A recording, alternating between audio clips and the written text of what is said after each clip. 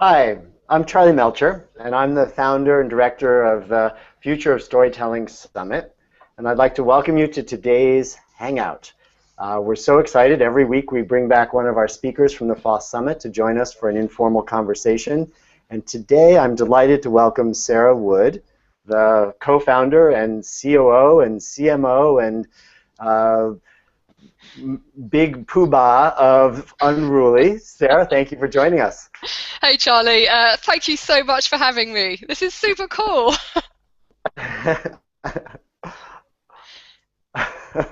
So I want to say, Sarah, you were just one of the true highlights of the FoST Summit this last year. Your energy, your passion, and most of all, your knowledge about viral video was just incredibly valuable to the FoST community. So thanks for joining us today and being willing to share some more with us. And I thought we'd start by, well, first of all, I should not forget to invite anyone who's joining us to join the conversation and be willing to send us your questions, and we'll be very happy to address them during the conversation. So with that out of the way, Sarah, could you just tell us a little bit about Unruly? Tell us about your company. Sure. So, I mean, when you talk about knowledge, I feel slightly embarrassed. The knowledge isn't mine. The knowledge comes from years and years of collecting data on video sharing. So Unruly was founded back in 2006, and there were just 3 founders. There's 200 of us now across 15 offices. And essentially what we do is we use our data and our technology to help brands create and distribute kick-ass content. And this is the kind of content that people actually want to watch and share. And right from the start, we've been very passionate about this. Advertising could be a lot better. The content could be better. The distribution could be better. The consumer experience could be better. It's going through a transformative phase. Lots of opportunity, and we've been really delighted to be part of that. So we've run thousands of campaigns for big brands, helping them to get their videos out there on the open web and shared. Amazing. So I've been meaning to ask you this question for some time. Where does the name of the company come from? It's a really good question. So essentially it comes from the media landscape that we inhabit. Back in 2006, we didn't know what our business model was, we didn't know what our final product would end up being, but we knew one thing. We knew the internet was getting very unruly, and we could see that brands and traditional media outlets were grappling with this new unruly environment. Suddenly they had people talking back to them. They had viewers, users, participants deciding which content made it onto the front page, setting the agenda, being part of a conversation. So really we like to think that we help brands navigate a very unruly media landscape and make the most of it. So really it's a little bit of a misnomer, because you're bringing order and logic to what is an unruly marketplace or web. Do you know what? I'm not sure I'd be so bold as to say that. We bring data, expertise, understanding, and massive global reach. Order, not so sure. Okay. Logic, perhaps, not order. Well, do you know what? I'm going to pick you up on the logic. I'm going to pick you up on that, because yes, we bring a lot of data and kind of logic and rational decision making, but actually one of the big trends that we've seen since we've been collecting data and running campaigns, is the shift towards emotional advertising, and the way that advertisers no longer think about the bottom line and think about delivering business value in such a rational way, but they understand if they want to do that, they need to create emotional content, because emotional content is what delivers business results for brands. So that big increase in emotions has been a huge part of the Unruly story, and our new product that I can't call it a new product, we launched it 2 years ago, but when we launched ShareRank, which predicts the virality of videos, what we found was, of all the variables that drive sharing, and there are many and they're changing all the time, but some things are fundamental, and the fundamental key driver for talkability, shareability, was emotional intensity. The stronger the emotional connection you can make with the viewer, the more likely they are to go on and share that piece of content, and that's one thing that hasn't changed. And it's one of the reasons why we were so fortunate to have you be part of the Future of Storytelling, because that is the key to any good story, right? Yeah. That is ultimately the secret behind great storytelling in any medium or format, is emotional resonance, connection. Yeah. You're absolutely right. Whether you are a kid in their bedroom sitting, blogging, whether you are a studio in Hollywood creating the next blockbuster, whether you're a brand, it's a level playing field. And this is really, this is a big shift, because it's not just about having big bucks if you want to make a big impact. It's about having a big idea and an emotional idea, and anybody can make that happen. So that's been one of the really exciting things that we've seen, especially with the shift, and one of the trends that we've talked about before, especially with the shift to short form content, the shift to mobile, lots more people using Insta, using Vine to create and share videos. You or I can just pick up our video, take it, share it. So that's really helped increase participation, and it's made it much more of a level playing field. We can all be content creators, and that's an opportunity, but it's also a big threat for traditional content makers. Absolutely. So one of the things that Unruly does is it issues a yearly trends report, correct? Absolutely. And yes. I happen to have the 2015 one here with me, which I found incredibly useful and insightful, except for the parts I didn't understand. So I can now ask you to help decipher some of these. So one of the trends that really caught my eye and I wanted to ask you about is it's called attention will be the metric to watch. So what do you guys mean by that? Before I come to that, Charlie, it's really interesting when you talk about the bits that you don't understand, because I do think one of the symptoms of being in such a rapidly evolving, transforming industry is we are constantly struggling to define new terms, new ideas. You know, we're grappling with the language that we use to describe the new technology. So I apologise profusely if there are bits that you don't understand, and that's our jargon. So if you or if anyone listening hears a phrase and they're like, WTF, what does that mean? Just ping it into the chat box, and I will try and give a layman's definition. Anyway, back to your point about attention being a metric to watch. So this is really encouraging for lots of reasons. What do I mean by this? Well, back in the old days, so I'm thinking here 2005, 2006, there was a real fixation just with views, number of views. And to some extent, this continues. And people measure success, brands, content makers measure success on the number of views that their content delivers. Now, for brands, this is problematic because they're paying for views. So, you know, you look at a brand's video on YouTube and it has 1 million views. Congratulations, brand. You've just spent, you know, however much you needed to spend to buy 1 million views on YouTube. Your views are not a measure of success. They're more often a measure of media spend. And we found that you know, the smarter brands are thinking beyond the view and thinking about genuine engagement. So it's not just the number of views, it's the quality of the views and what people go on to do after they've viewed a piece of content. Attention in particular, we've seen a lot more brands interested in measuring this, and this is where they measure not video starts, but they measure to the end of the video. So it could be number of completed views, it could be dwell time, so length of time that someone has spent with that brand. It can also be measured in terms of interaction rates. But it's an interesting measurement because it does track how long someone has spent with your content and how much attention they're actually paying to it. And are there other types of, you said engagement, and how else would you measure engagement other than the length of the view? Yeah. What action might you hope for? Yes, action. Action's a really important one. It's huge, and it's often overlooked. So you've got attention, you've got awareness. We talk about the 4 A's, and this is confusing to you in the US because you have an association called the 4 A's. But back here in the UK, back in time, go back to 2010, 2011, when the IAB were coming up with social media frameworks, and they used an Unruly campaign to help define what the measurement framework and what the KPIs should look like for a social video campaign. And we came up with kind of 4 axes, 4 types of measurement. One was attention. We've just discussed that. Another one was awareness, number of views, amount of earned media. Third one was action, and this is, you know, what do people do next? So it could be clicking through, in its crudest, simplest sense, it's clicking through to a website to find out more. But it could be about entering data. So if you may be wanting to, say we're running a video campaign for a car brand, they can have sign up here for a test drive embedded in the video player. So it might be about collecting data, signing up for a competition. So it's much more action oriented. It could be donating. It could be, we have a couponing app We have a Find Your Nearest Store app. So it could be people who've gone through to find the nearest store. It could be people who've gone through to buy now.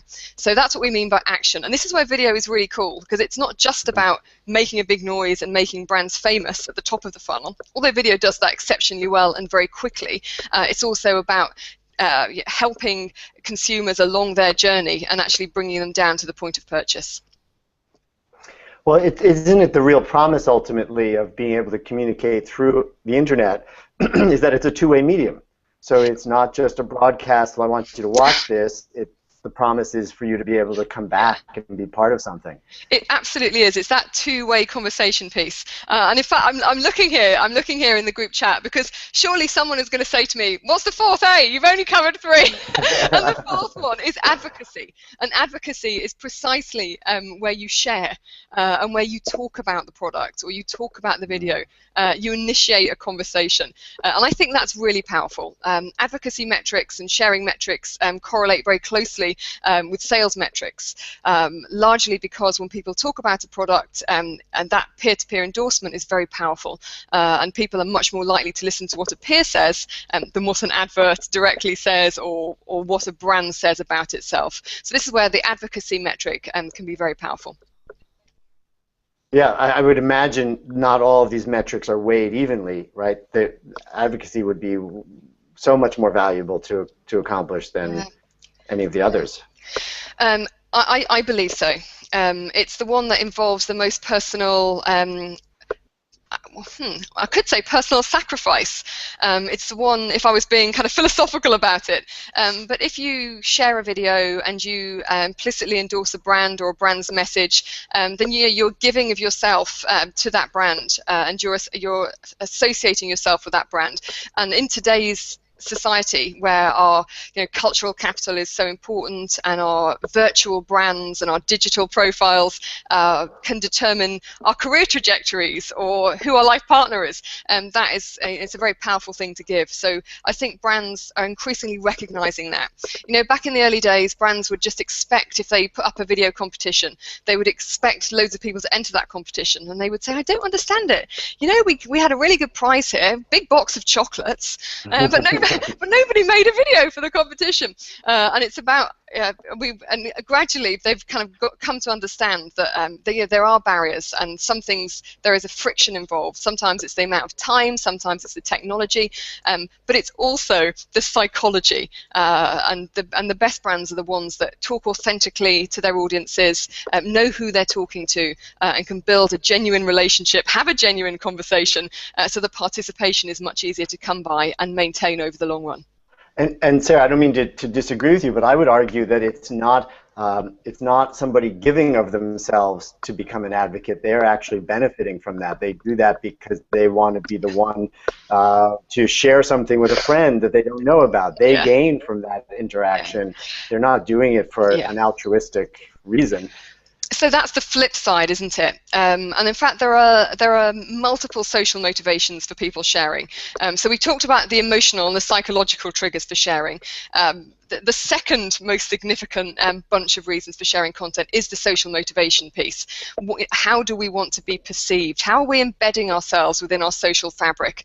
And it's about social currency. It's about looking like you're the first to know, having the coolest content, having the funniest content. But it can also be about being altruistic. One of the main reasons that lots of political content gets shared, even though the content isn't very strong, political content really bucks the trend. It gets shared very highly, has very high share rates even when the content quality is low.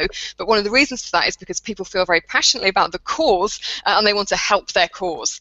So they will they'll be very evangelical about that. And the same with lots of social good videos. You can get away with slightly lower content quality if there's a good cause, when you have a passionate supporter base that genuinely want to use their social capital to help a good cause. Okay, so I'm going to now switch topics and ask you about the one thing that I didn't quite understand from the trend report was this idea of dark social. Would you explain to me, what is dark social? Absolutely. So dark social is not to be confused with the dark web. So the dark web is somewhere you would never send your mother. It's bad sites. But dark social is social activity that's not measured by web analytics platforms.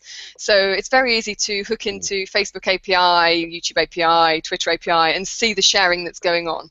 And you can see that sharing taking place.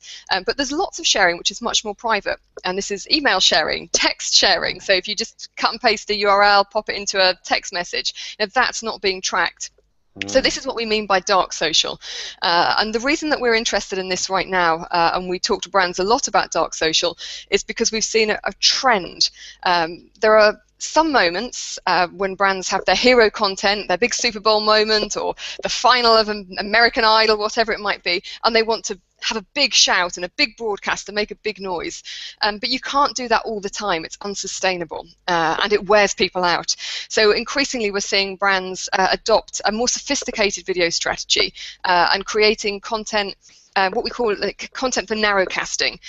So niche content for niche audiences that's designed to be narrowcast shared. And it's never going to be the biggest hit, and you won't see it on the Today Show, and it won't be parodied by South Park, but it will be deeply interesting to the audience and worthy of being shared by the specific audience. And that's one of the great things. And tell me, do you have a sense of how big is dark social? Is that as it relates to things that can be tracked? So Radian One did a very interesting study where they estimated that 59% of all sharing happens on dark social. We don't see that so much, but it varies by type of content. It varies by the demography. It varies by the market. So we see a lot of sharing still happening on Facebook. Facebook largely leads there, and then Twitter also driving sharing as well, and email. We do see a lot of email sharing, and LinkedIn. When we run loads of B2B campaigns, and for the B2B campaigns, it often is email, and it often is LinkedIn where a lot of the activity happens. So another question about brands. You mentioned as one of the trends that brands will plan ahead for more effective moment marketing. Can you unpack that a bit for us? Yes, I can. Jargon alert, moment marketing. So let me talk about this. So I guess over the last few years, we've seen a big increase in the number of brands looking for an Oreo moment. So using their social teams to respond in real time to live social events. So whether it's when the lights go out at the Super Bowl, or whether it's responding to extreme weather events or births of princesses, whatever it might be, there's been a speeding up, an acceleration of a brand's activity on social using unpaid organic media. Now, what we've seen in the last 12 months is this strategy being expanded to include paid media. So this is where brands can use platforms like Unruly's, and we hook into lots of data providers that provide moment marketing facilities where you can hook up your digital campaign to a live event. So if anything is happening, say a goal is just scored in a football match, or say the temperature hits 25 degrees in London and you want to start advertising beer, once those real-world events happen in real time, you can tweak your digital campaign, change the ad creative, amp up the distribution, and really amp up is the key word there, because what this means is moment marketing is being scaled. So it's less about leaving it to a social team, which always leaves things to chance, because if you're just depending on social to surface content, you might get lucky, you might not. Once you've got paid media in the mix, you can start guaranteeing that people are actually going to be viewing that content in real time, in the moment. And we think in the moment is important, because once you believe in the importance of emotions, catching people at the right moment when they're in the right frame of mind, doing the right activity, becomes incredibly important. And I should ask, Sarah, do you do a lot of work with causes as well, or is most of Unruly's work with brands? We do a lot of work with causes. We work with some of the world's most phenomenal charities on really kind of heart-rending campaigns. And in fact, if anyone on the call is interested, in particular in good causes, you can. There's research that we have just coming out from Kat Jones, and she works with Unruly, but she's also just had this article peer-reviewed published, which talks about the different triggers for sharing social good and social causes. They do function differently. They have different social diffusion curves, different types of networks, and it's well worth looking into. But I can't concentrate. I'm sorry, Charlie. We've got a question. We've got a question live from Twitter. Okay, yes. Let's okay. Let's address it. Okay, so question from Twitter. Drum roll, please. Are new platforms like Vine or Snapchat fads at all, or are they here to stay? So I would say complexity and proliferation of platforms is here to stay. So it may be that Vine rises and falls, Snapchat rises and falls, so they all kind of have their moment in the sun. But stealthily, so they'll often have an early adopter moment, and then they'll gradually grow critical mass, become more mainstream. They have a life cycle. Then they may die, like a shooting star at the end of that life cycle, or they may continue on, in a galaxy with this constellation of other social stars. But what isn't going to change is proliferation. So whether it's Vine, whether it's Insta, whether it's Snapchat, whether it's WhatsApp, we're seeing lots more video platforms coming on stream, and users, I don't even like that word users, it's not a great word, is it? Content creators, participants of the social web, citizens of the internet, they like to try new things, and we like change and we like novelty, so it's very likely that we're going to see new platforms coming along, especially as the way we consume and share content changes. So Vine is a great example of this. The reason that Vine has flourished and grown is because consumption has really changed to mobile. So there's been a massive shift in the number of video views taking place on mobile, and then shares taking place on mobile. So Vine is part of that. But as technology evolves, and maybe when we're watching videos on our wrists, we'll see new types of platforms emerge that are specifically designed for video sharing on the wrist. So absolutely confident that we're going to see lots more proliferation, which means a big challenge for brands, because the challenge for them is, well, how do we do all this? How do we manage this complexity? And a lot of the difficulty they have is bridging the content stack with the technology stack. So all these different formats and platforms require very different types of content. And there are various ways of dealing with this. I don't think it's acceptable just to say we're going to stick with YouTube or we're going to stick with Facebook, because what you lose there is the virtuous circle of all the platforms and the cross-pollination that derives from using a mixture of them. But there are we do see some great examples of brands being very smart about the content they create. Maybe, so for example, creating a long-form piece of content and then finding what I would call the mimetic unit, finding the smallest moment that they think is shareable. Is it an image? Is it 3 seconds? Is it the punchline? Is it the expression on someone's face? Cutting that and then turning that into a GIF, or turning it into a 6-second Vine, or doing an outtake or a preview and putting that onto Vine. So taking one concept and one video concept and creating lots of meta-creative around it has become a key part of the content stack for brands that want to make sure they're reaching audiences wherever they are. So I think you really put your finger on one of the things that I hear a lot from the companies that we speak with and who come to FoST, which is, how do I keep up on the changes? How do I institutionalize in my organization the ability to be so adaptive and responsive? It seems almost as if big companies were built on creating things that were predictable and planning, and here you're saying we're in this unruly world, and you need to be able to change is the new constant, right? Yeah. So what kind of advice do you give to companies in order to help them be able to constantly respond to the new opportunities? Okay, so very deep, Charlie, because it's a huge issue. So I think the first thing I'd say is hats off to lots of big brands who are quick to realize that this was an issue, and that they needed to evolve processes and company structures and organizational structures to be able to manage the new complexities of the marketing landscape. So one thing I would say is to build agility into your processes and practices. So there's this, one of the big trends we've seen over the last kind of 2-3 years is the rise of agile marketing. We have lots of brands coming to us at Unruly, both in London and in New York and also in Hamburg, to talk to us about agile marketing practices. And what does that mean? And it's sometimes it's simple. It's like, you know, having your daily marketing stand-up call and looking and seeing, you know, are there any opportunities that are just now, just for today, that we should be thinking about?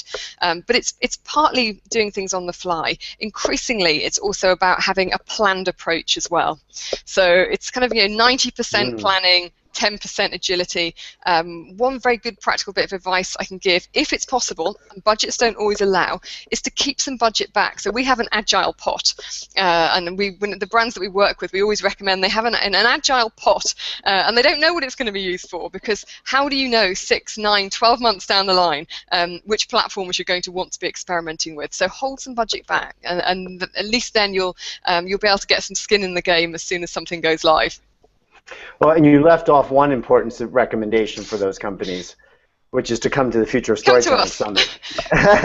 Okay, two bits of advice. Come to the Future of Storytelling Summit, because that is a great place to go, to think about how you tell stories in a connected landscape, and to get inspiration and actionable insight. And if that inspires you, then come along afterwards to the Unruly Future Video Lab. We can help specifically look at how you can take those stories and scale them and help them reach a much broader audience. Because it's no good just having an awesome story. You want to make sure that that story reaches its audience. Absolutely. Hey, we have another question in from Twitter, and seemingly a really nice one, perhaps to sort of end on. So, on the whole, do you think brands are becoming better storytellers? Oh, on the whole, yes. So in a word, yes. They are becoming better storytellers, and it's out of necessity, really. We talk a lot about content shock at Unruly, and content shock is the concept that in our marketing epoch, there is so much material out there that it's very hard to get cut through. And in fact, we've reached the limit of our bandwidth, and there's no more room in our heads to absorb new information. We're just so overwhelmed by content. And one of the ways that brands respond to this is by creating stories that endure. And they tell stories, I think there's been a real rise in brands telling stories about themselves. And I think that can be very powerful. In the UK, John Lewis is a great example of that, Hovis, but there are so many brands that have done this over the last couple of years. They've kind of discovered their own story, who they are, their own narrative, and they use that to connect with audiences. But they've got better at telling connected stories as well. That's the other big improvement we've seen. So telling a story not just for TV, but telling a story that will travel. And they need to get better still at telling stories that will travel, not just from person to person, but from device to device and work in different environments. And then the other thing is emotional stories. With this rise in emotional storytelling, or the rise in emotional advertising, kind of storytelling is built into that, especially with some of the emotions like inspiration, nostalgia, pride. These are emotions that can really only be triggered by stories. And I think that's where storytelling has really come into its own for brands. Sarah, sort of as a question here that comes to me from hearing you say that, we had a speaker at FoST, Jennifer Auker, and she is a professor at Stanford, and she talked about how if you present information, let's say data, charts, graphs, that type of thing, it has a certain impact on people. They have a certain tolerance for it or ability to retain that information. If you then add an emotional story component to support or even replace that data, but with the same goal, that's something that people are much more likely to retain and to be driven to action on. Yeah. So, this is obviously the basis of the emotional storytelling that you're talking about that brands are doing. Is it ultimately the thing that you counsel your your company partners or clients towards? Yes, it is. So thinking fast and slow, we all respond to information in different ways. But if you can create an emotional connection, you're much more likely that the viewer will remember your brand.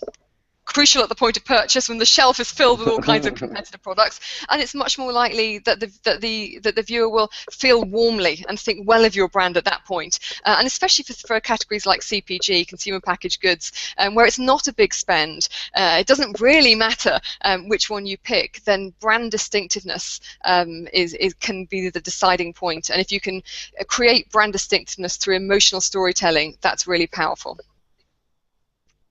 One more thing, that's all easy to say and do, but if it's not authentic, it's worthless. If the story isn't real, if the story is fake or doesn't ring true, especially with digital natives, especially with Gen Y, Gen Z coming through even more, they can smell BS a mile off. So they're not after fairy tales. They're after authentic stories with heart and soul. Thank you. I think that's a wonderful, inspiring last message for all of our storytellers who are joining us today and who will be watching this. Sarah, it's always a delight to speak with you. I'm just so honored to have the conversation and have you be part of the FoST community. I recommend everyone coming to Unruly. You guys are the best at this, and in fact, we're hoping you're going to help us with our FoST videos. So that's good. Thank you again for joining today, and we look forward to seeing you at the summit on October 7th and 8th. Really looking Sarah forward Wood to is coming back as one of our FoST favorites, and we're very excited to have you coming back. So thanks again. Cheers, and have a great rest of the cup of tea. Cheers, Charlie. Thanks, everyone. Cheers, Sarah. Thanks for the questions. Bye.